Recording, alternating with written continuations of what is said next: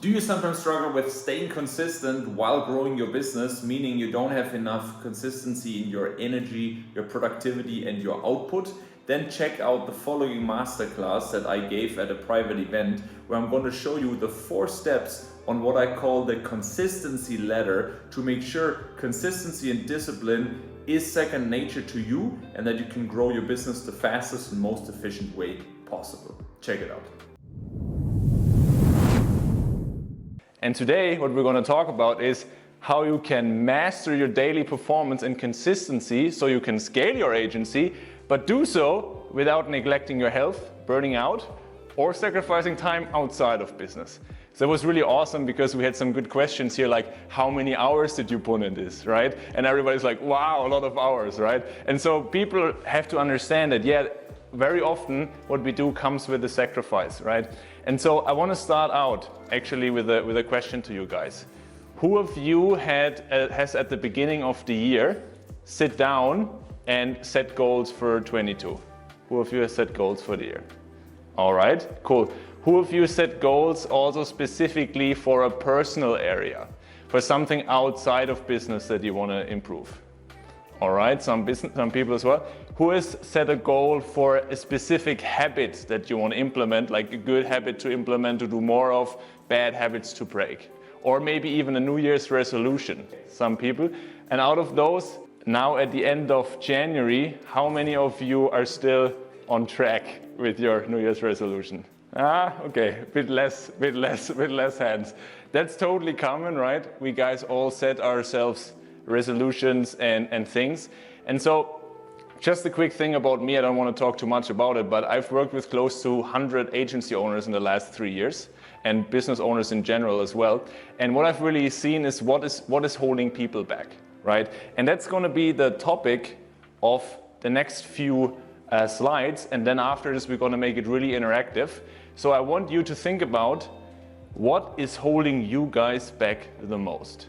So what I have seen is a few of the following things, okay? So let's talk about this. Is it that people don't have enough information, right? And what I hear a lot from people is some of the following things. Let me just watch some YouTube videos, read some more books, or just get another course. I need more information, right? And the question is this.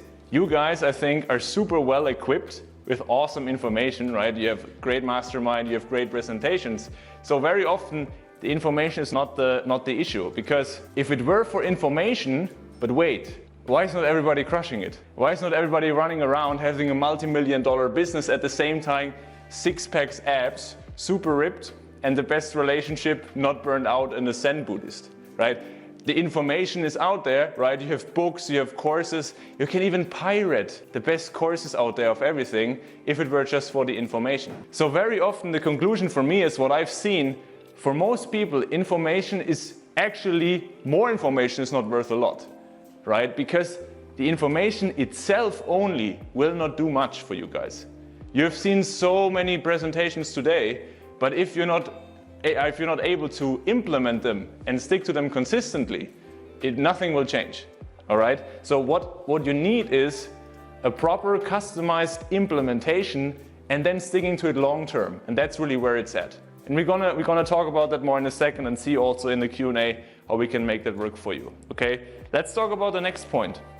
Some people tell me, oh, I just need more willpower and motivation, you know? Like I have this awesome plan by Marcel now, how I create my agency, systemize everything. But you know, sometimes I'm just not motivated, you know?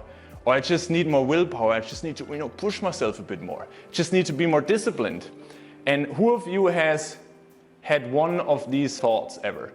I'm not disciplined enough. I need to push and motivate myself a little bit more.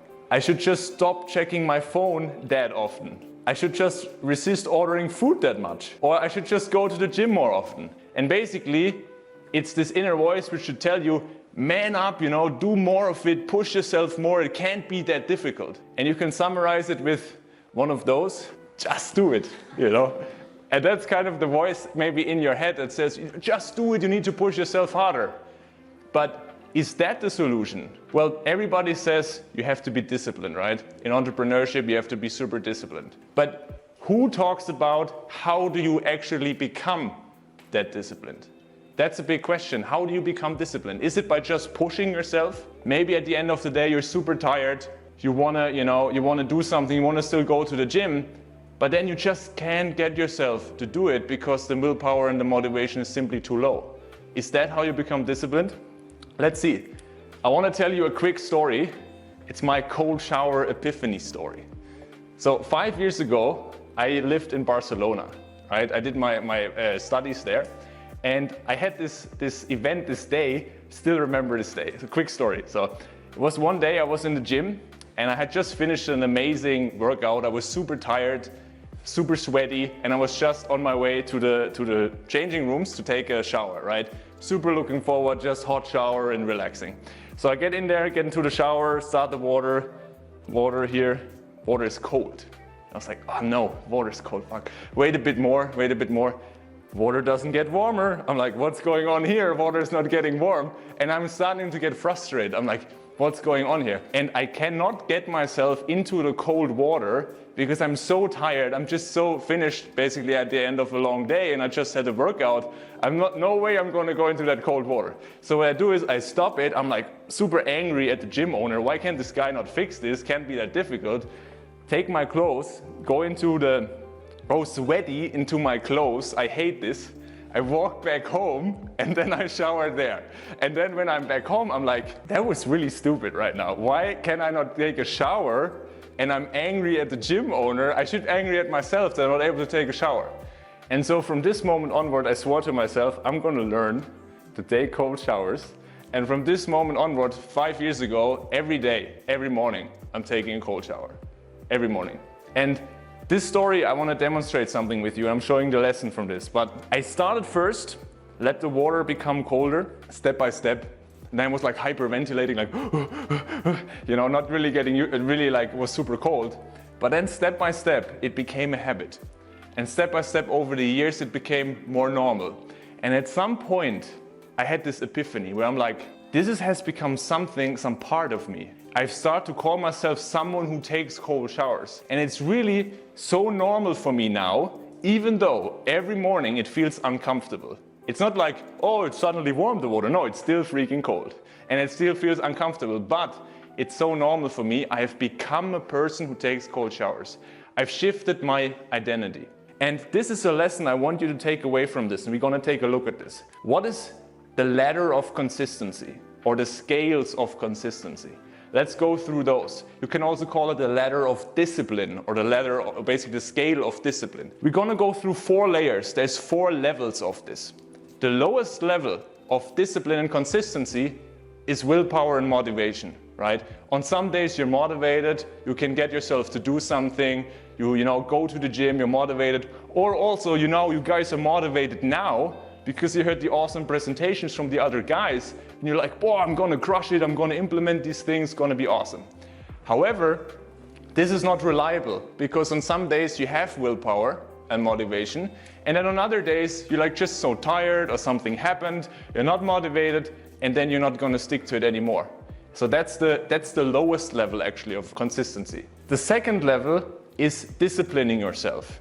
That's already a little bit higher down the line, which means you do that more regularly, right? You basically use also some form of willpower, but you can actually start to train your brain to do something more consistently. So some people talk about your brain frontal cortex gets stronger because you use that more regularly. You can get somewhat better at this, at using willpower and disciplining yourself. However, it's still limited. It's still not possible to do that all the time.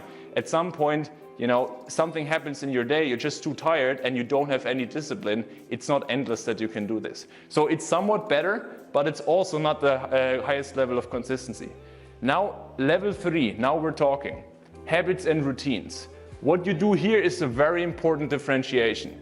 You go away from willpower and pushing yourself towards being clever about your environment, making it easy that you stack certain habits together to routines so that it's very easy for you to stick to those and do that consistently. Let me give you an example. When you, at the end of a day, right, you want to go to the gym, you had a long day at work. In one thing, saying willpower and motivation would be, yeah, I just need to push myself now and get off the couch.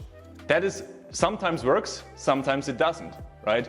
Disciplining yourself would be very similar. Maybe you have some accountability in place, but it's also not very reliable.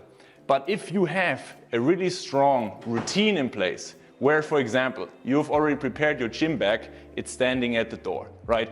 The gym is very close. You maybe already have an appointment scheduled there. Then the only thing you have to do is you focus on getting into your gym shoes. You also have maybe a sauna next to the gym, a reward that you're looking forward to. After that, you maybe allow yourself your favorite protein shake, right? So you have a plan where you thought about how can I make this habit so easy that getting started is not a question at all. It's super simple. And that's the question, because most people, they're stuck at this stage. They think like, something is maybe wrong with me. I'm just not a disciplined person. I'm just not, motivated enough. But most people just don't have a plan. They haven't sat down properly and defined how can I make this so easy that it's bulletproof, it's foolproof even. That even on the worst day it's gonna happen, it's gonna be super easy, okay? That's the level where we should be targeting at. But even this is not the highest level yet, because the highest level is number 4. And that's what I was mentioning with the cold shower epiphany. Once you do something for long enough, it starts to become your identity. It starts to become normal for you. You see yourself as this person who does this. You start to call yourself, hey, I'm a person who works out. I'm a person who eats healthy. You can see this in a very extreme case. For example, if you say, I'm a vegan. Do you understand this? You have your self-image attached to I'm a vegan, and then it's very easy for you to totally decline any animal product. And that's a very simple idea, or like the way our self-image works. If you shift because of small habits and routines, you do that long term, your identity starts to change, because you accumulate this proof that you're becoming a certain type of person, okay? So that's the highest level, and that's what we want to reach in the long term. And if you, let's talk about this for a second. If you were to ask, for example, a pro athlete, right? Let's take some pro athletes. Let's take Usain Bolt, for example, best sprinter, and let's take Michael Phelps, right? Best swimmer out there. If we were to ask them, Mr. Bolt, Mr. Phelps, how do you guys regularly motivate yourself to go and work out? I guess they would say something like this. What? I'm not motivating myself, because these guys, they say, hey, I'm an athlete. That's who I am. Of course I'm working out. It would be weird for us to not work out. They would need to motivate themselves or push themselves to not work out, because that is the highest level. They, of course, have over the years implemented epic routines, epic habits, and then over the course of the time, they've shifted really their identity, and it's so normal for them to do these things. And so that's why I want to talk about this. What is discipline then? And it is not something you do. It's not something you do that you're like, oh, I'm disciplining myself. No, discipline is a byproduct.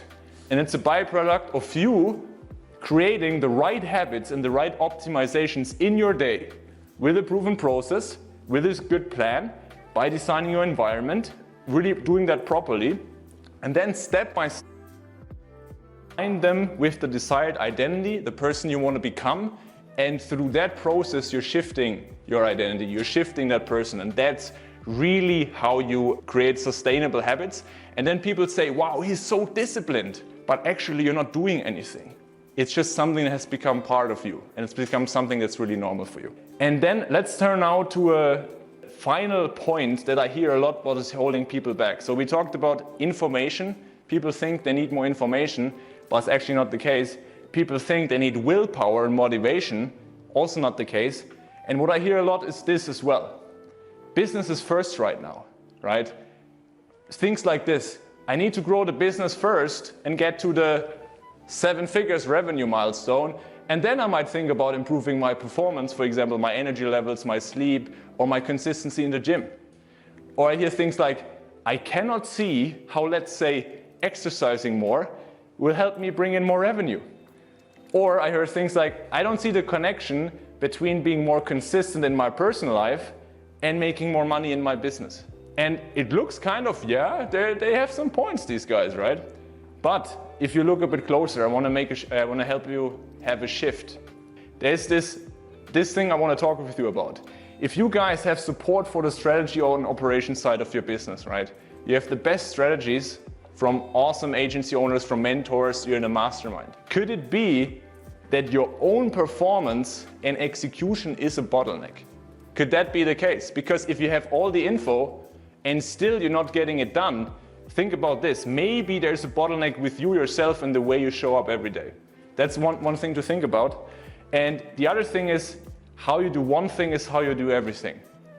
So what that means is that everything is connected in our lives. How you show up in your personal life will also determine how you show up in your business and the results do you get. That's a big statement, I know, but think about this. If you're always tired, you're not sleeping well, you're not recovered, then you start working in the morning and you have a team meeting, you show up and people see that you're groggy. What inspiration is that for your team? What inspiration is that for the business? If you go on a sales call, you're groggy, you're not energized, you're not gonna have the highest closing rate either. And also your clients will notice these things. So how you show up, how you also organize yourself, then reflects also into the business. So everything is connected. You cannot isolate this. And that's why it's super important that you start to see yourself as the new athletes. I like to say that entrepreneurs are similar to athletes. If you look at Michael Phelps and Usain Bolt, they take care of themselves.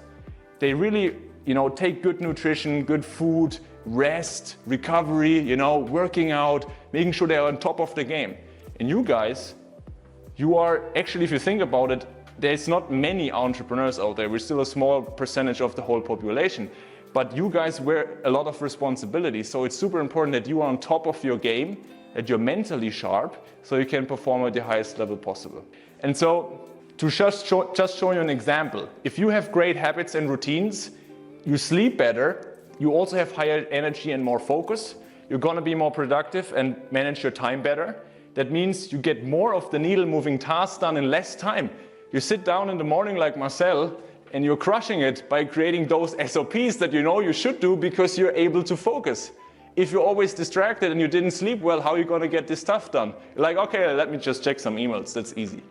Well, of course, you're never gonna get a setup like this if you're tired. That's why it's super important that these habits are on track. So you're able to work well, you're energized, you're focused, you're productive, and you have good time management. So you're getting those needle moving tasks done and also do so without burning yourself out. Because if you do this, if it drags out all day, well, of course, you will not last long because you don't have any balance in your life anymore. And then, of course, if you're more energized, you make better decisions, you have better sales calls, you have better meetings, your team will love you more, you create an awesome culture in your company, and you then, of course, will also spend less time working because you're more efficient, and so you're able to have more time for recharging, other areas, and enjoying your life. So to summarize this, what are the ingredients for success? I think it's three ingredients. You need strong accountability plus real commitment.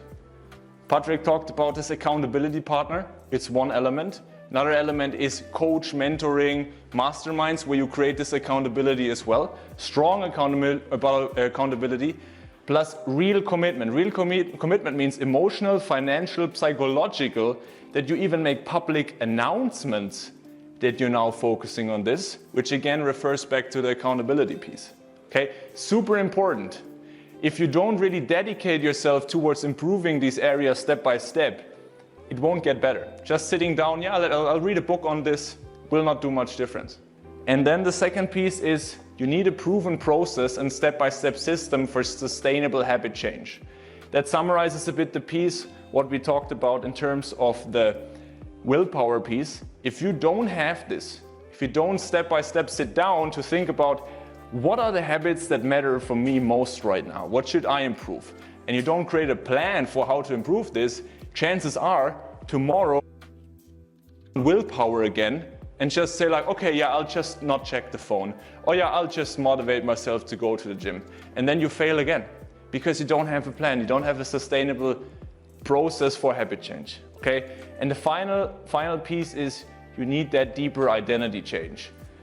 You need to sit down at the beginning, and that's also related actually to what Patrick said in the idea of what you actually want to get out of your life. So you start with what's your vision, what are your values, what do you want to achieve, and very importantly, the missing piece here is this: who's the type of person you want to become, right?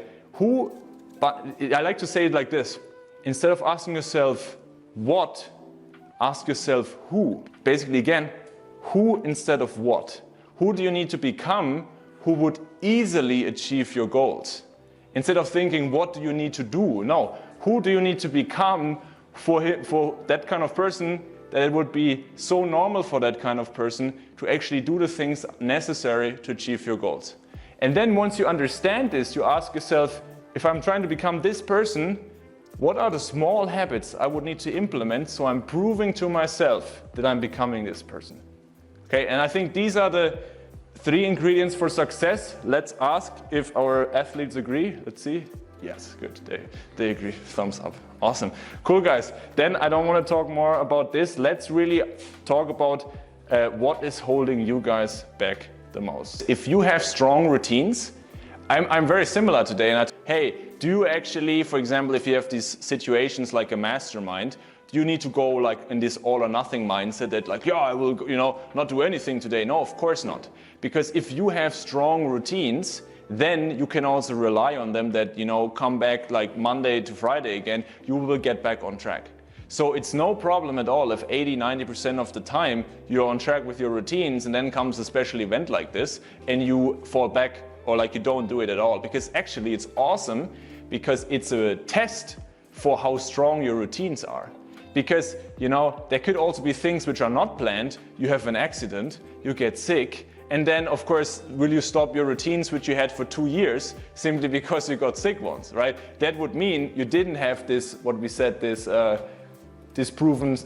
step-by-step system for actually implementing habits. Because then you would probably have implemented them by luck, right? So it's actually awesome that you have these situations every now and then, once per month or so, or every few weeks, where you get off track, so you can see how easy it is for you to get back on track again. You don't force the habit. If you force the habit and you feel like you need to force the habit for 6 months, you're doing something wrong. That's totally the case, because if you force the habit, you're not using a step-by-step system. Because if everything feels always difficult, you're doing it wrong. You're doing too much at the beginning, for example.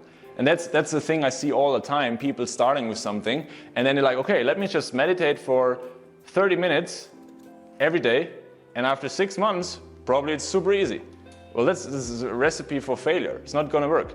You should rather approach it like this, that you build this consistency first with a meditation habit of a few minutes even per day. So then you have proof of like, how easy is it for you to say, I'm going to meditate 2 minutes for 14 days? I think we could do this, right? We could fit it into lunch break or something like this. And then suddenly after 2 weeks, you're like, wow, like I did 2 weeks straight of meditation, and things start to shift now, right? It's of course not a strong habit yet, but you start to shift. So that's it. You need to accumulate this proof that you're becoming this person by tuning down the barrier for success, not making it difficult for you.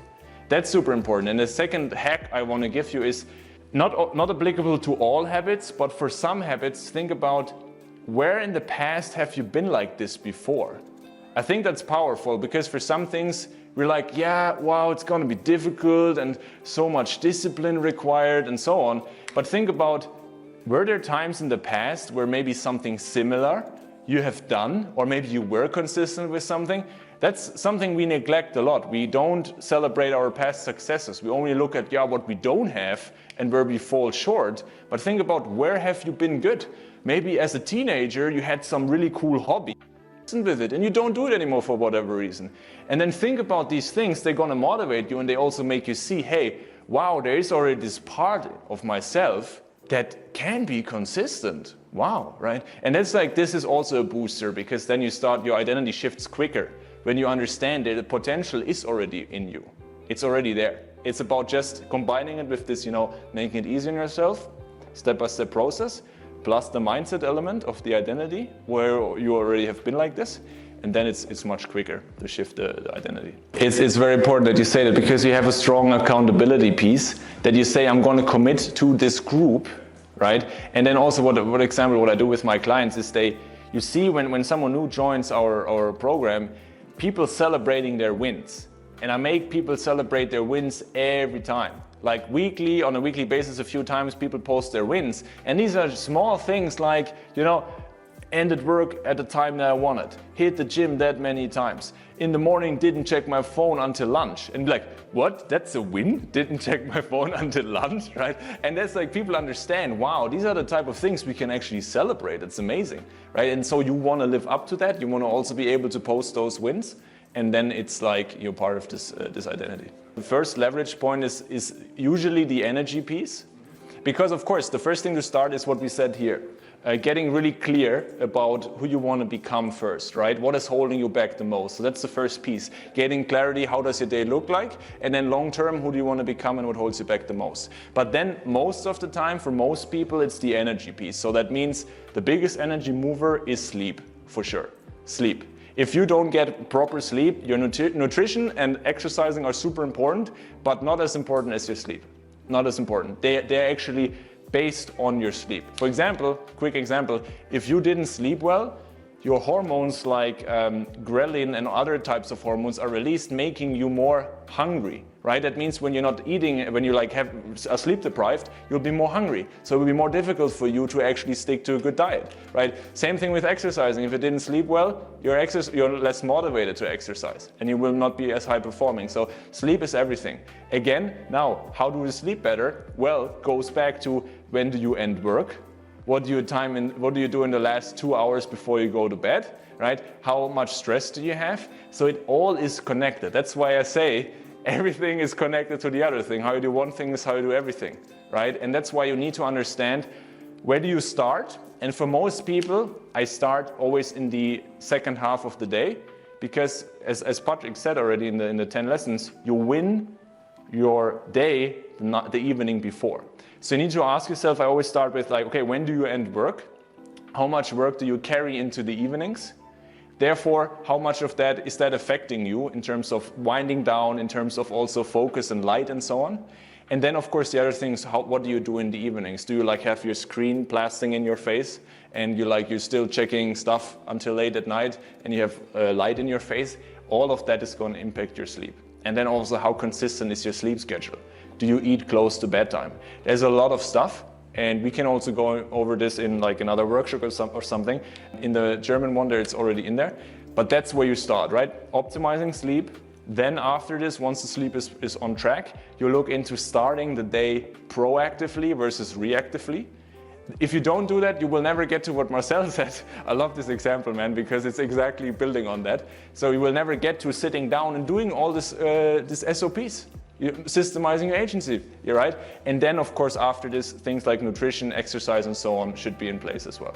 That's usually the approach, but you start with the evenings and the sleep. If you think about it, yes, we have the component of the screens and so on, but the question is also, how long do you work? Even if you don't look at screens, right? If you work at your laptop. And the other thing is also, do you have habits in place that then help you to let go of the stress and of the work, right? Because if you, for example, don't have anything that relaxes you, like a wind down routine. For example, for some people, it's super helpful to journal, right? They have a journal, and then before they end work, they sit down and they write all the thoughts that are occupying them, write them down. And some people, they even burn it and throw it away because let's get this thing out of my head. And that can be helpful. But you need to test a few different things, but I'm a huge fan of having some form of wind down routine where you do something relaxing, like breathing, or do you some yoga, or these types of things. But let's be honest, most of us, we have our screens, put it away, okay, sleep. But that's not really where the body had some time to wind down, right? And that's the thing, we don't give our body this time to wind down, and that's why the mind is super active on hyperspeed, and that's why it's super difficult to relax. So it's like a combination of avoiding some bad habits and implementing some good habits. If you want to start with the morning, so let's just start quickly with the evening. So I'm a huge fan, because I've tried so many things, of keeping it simple. Right? Once you start out, you try a few different things to see what works best for you. But I like to try to keep it simple. And what we do in the evenings, we lower the lights around the time when the sun sets, so we don't have really bright lights going on. We also have like some sexy blue light blockers. She has some too. So we use some of those blue light blockers because they can help you they make you more tired. And also if you, for example, still want to watch some documentary or something that relaxes you, you can still have those on, and they're not going to affect your melatonin production so much. So that's just a little gadget, not necessary, but cool. And then we do something relaxing, like either some stretching or some breathing session. We have like this app where you just lay down on the yoga mat and you put you can put your hands on your belly, and then you just follow this breathing rhythm. There's different types of apps for this. Calm has some feature, another one is Othership, different types of breathing apps. And it's super powerful because all day we have our attention not in us, but on our screens. And this is the only moment in time when you get your attention back into your body by focusing on your breathing. And this is something that calms you down, similar to what you asked, right? What calms me down? Well, getting your attention from your head into your body. And that's like what breathing exercises can do. Another thing you can test is, for example, hot showers in the evening or a warm bath. That helps people relax and also drops the body temperature, and then your deep sleep will be better. So that's one piece. And we also try to keep our dinners not too late. So we eat at sometimes 6 p.m., go to bed at 9:30 maybe, and also have this 3 hours between dinner and bedtime, also huge. There might be some other things, sometimes some reading, some exciting things that look forward to, maybe some fiction book or something, so that makes it also a bit more attractive. And then when the sleep is optimized, you wake up, you have more energy, and then it's usually a combination of a couple of things, right? I like to use it like these 4 elements, fire, water, earth, and air, like these typical 4 elements, right? You have basically the water element is the hydration in the morning, that you immediately, what we do, we hydrate. I get like some lemon juice, some salt, and like a big shaker bottle of water that I drink. That's the water element. The ground element, the earth element would be you touch the floor. So that would be either, what we do is like we do a morning walk. She takes the bus and then I just walk with her. We walk up some hill. That's like movement. And also we do some yoga in the morning, so you basically touch the ground, the earth, right? So that's the movement piece. Then the fire element would be getting light. Depends, of course, a bit at the time of the day. Great would be, of course, if the sun rises, that you directly get the light. That helps you set your circadian rhythm, and then you sleep better at night. Of course, if that doesn't happen, you go out a little bit later once the sun comes, right? And then take a break. And then the wind element or the air element is getting fresh air and basically going out. All right, so this is super easy to remember routine: hydration, movement, light, fresh air. And then you can add something on top, like you do some journaling, or you sit down instead of having the phone. Well, you sometimes need a replacement habit. Instead of the phone, you have your book or your journal laying there. And then you just write down what you're gonna do today, or gratitude, or a positive affirmation, or how you're gonna crush today, or what's the one thing you're gonna work on, right? That is a bit individual, depends on what the person needs, but these types of things you can implement, and then that's it. And then you keep it simple, it doesn't take too long. The combination of yoga, 10 minutes, hydration, a couple of minutes, walking, 5 to 10 minutes. Then, you get ready for the bathroom, like in 30, 45 minutes, maybe maximum an hour from waking up, you're good to go, you can start work. Yeah, of course, I go to sleep at 9. That's what I talked about in the last mastermind, having this 9-hour window, right? From 9 to 6 is 9 hours, and then you can use that window, exactly. And so then sometimes, of course, sometimes we wake, of course, on the weekend sometimes allow myself also to sleep a bit in. This is in this, like, if you, for example, have a consistent bedtime for like 6 days, 5 to 6 days per week, and then one time you sleep a little bit in, if it's not like 4 or 5 hours out of your usual time, it's not a big deal. You get usually back on track. So that's not a big deal. But think about this 80-20 principle, right? What is 80% of the time where you can stick to it?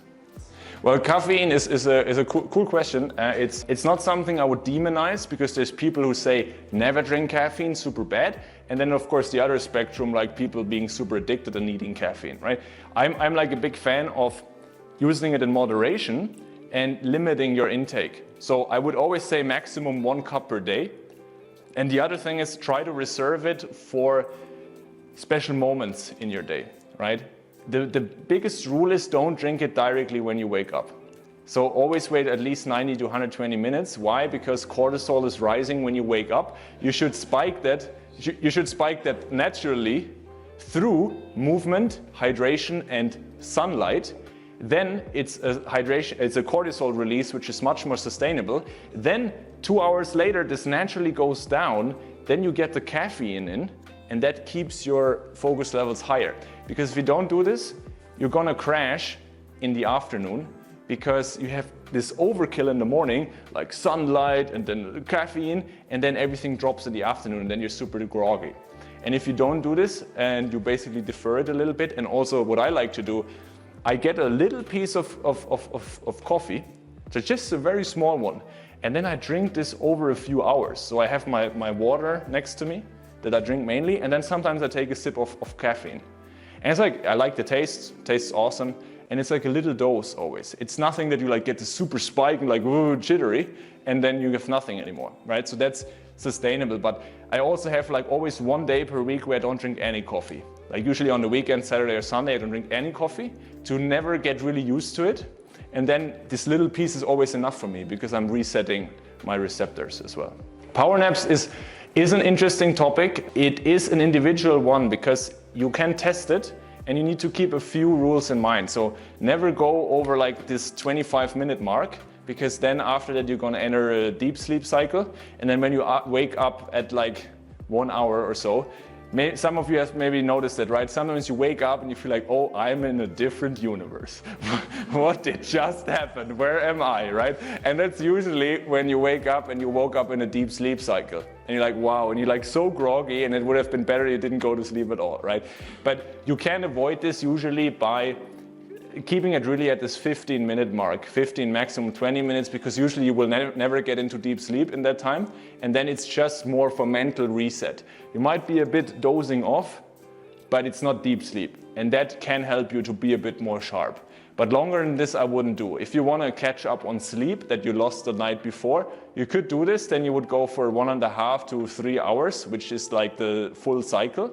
But then you're gambling a bit, because it might be that you wake up and you didn't complete the full cycle, something disturbed you, some noise or something, and then you're groggy again. So the best is still keep it to low nap durations, and rather make sure that the sleep at night is optimized. That's exactly it. Usually your body is so good that it usually doesn't wake up by itself during deep sleep. That's rare. There might be something wrong that, for example, you've eaten so much like heavy food, meat and so on, which is keeping your digestion active, and then you never really get into deep sleep in the first place, right? These are like internal things, but usually it's outside stuff, like this thing, oh, you have a mosquito in your ear, which bugs you so much that you just wake up. Or like this, for us it was the storm. It was really loud, the windows were shaking and these types of things. That wakes you up. So only thing you can do is adapt your environment. Like don't bring the cat into your bed, for example, or put earplugs in if you live in a noisy environment, move apartments and so forth. And again, you cannot have it perfect. Something's gonna happen, even to me. Like I cannot control a storm, you know, that happens. Okay, I'm tired on that day. I'm gonna try to catch up, maybe even with a 20-minute power nap, you know, do some breathing exercises. Next day I get back on track, and then I'm back on track again, you know? So that just happens. I would probably, that's actually a situation where caffeine can help you. That's where you should reserve this for. Because of course, if you drink a lot of coffee every day, then you would up the dose even more, right? But if you keep it in moderation, then for these situations where you had an emergency going on, then you can increase the caffeine a little bit on that day, combine it with something like L-theanine, which is like an amino acid which helps to avoid these jitters. And then you just have this as an emergency, and the next day you go back to usual dose. And then you would get through the day. Combination of like cold showers help you to wake you up in these times. Then of course the little bit of coffee, some breathing exercises, like if you heard about Wim Hof breathing, for example, can also be helpful for this, to get this focus back and wake you up. But again, these are short-term solutions for these emergencies. Well, carbohydrates in the evening are no problem. Depends of course when you eat it, because if you eat, again, the volume of your food too late, close to bedtime, make sure blood is going into your digestion, make sure that you're gonna keep your digestion active, you're not entering deep sleep so much. So any food in too much volume, too close to bedtime is a problem. Carbohydrates in it itself are great when you work out, for example. Let's say you work out at 5, you come home from the gym, you eat a bit, 6, 7, I don't know when you eat, at German times, right? The Spanish people probably like, what, 6, 7? No, but you eat, right? And that's carbohydrates in the evening. It's good. Like white rice, potatoes is awesome. They are replenishing your glycogen stores. So it's good after the gym to eat that. So there's nothing to be demonized about this. And to your question, bulletproof coffee. Well, some people say that there's, this is a typical thing. There's this whole biohacking sphere where people go to, instead of fixing the bad habits that they have, they think about, wow, I heard this bulletproof coffee thing. Maybe that's gonna solve all my problems, right? Maybe I get some more supplements and I drink this, I put butter and MCT oil in my coffee and then I'll be amazing, No, it's like, you cannot fix this. These are like small percentages. For some people they like it, some don't, but they're not gonna make huge changes for you. So don't think about these things. Think about how you can get a steady sleep schedule, optimize your bedroom, sleep well, wake up well, and then you can think about that. There is some supplements I would recommend. So for most people who live in a climate where there's not much sun, vitamin D3 is definitely recommended, 100%, because that's one of those where it's difficult to get, and that's good for testosterone, but it's also good for general immune function and well-being. So that's recommended. Also, I would definitely check out creatine. Because most people thought, yeah, creatine is for bodybuilders and these type of things, but there's studies which have shown that creatine is also good for cognitive function. So you can go, this 3 to 5 grams per day, and no loading or anything required, and that's helpful for both stamina in the gym, strength and endurance, but also for cognition. So those two are really well researched. Then on top of that, you can think about, okay, protein powder supplement, is that maybe interesting for me? Depends. If you're vegan, for example, chances are you definitely need it if you also want to go to the gym and gain some muscle, because it's very difficult to hit high levels of protein on a vegan diet, for example. Other than that, it's not necessary. Yeah, it's helpful, right, to have protein powder because you get protein in more and it's easier, for example. So these are things to think about. Then there's the category of the totally optional ones, and these depend on your situation. There's things like magnesium, zinc, selenium, all these types of minerals. I always like to say, you don't necessarily need them if you have a good diet, because if your diet is really full of good veggies, of nuts and seeds, of all of these things. So if you guys, quick hack, eat 2 Brazil nuts every day. Brazil nuts, these big ones, they're not that bad actually. 2 of them will already fulfill your selenium need for the whole day. So you can throw them in a smoothie or have them as a snack. Awesome, right? So once you know what to eat and you make this a habit diet, you don't actually need supplements anymore.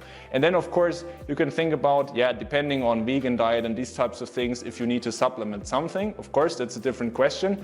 But in general you don't need it. For some people, magnesium though helps in the evening.